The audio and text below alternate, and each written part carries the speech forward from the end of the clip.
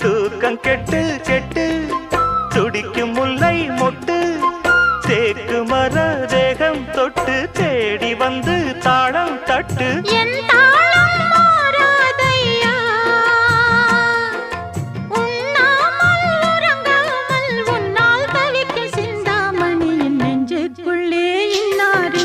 சொன்னால் புரியுமா அது கொஞ்சி கொஞ்சி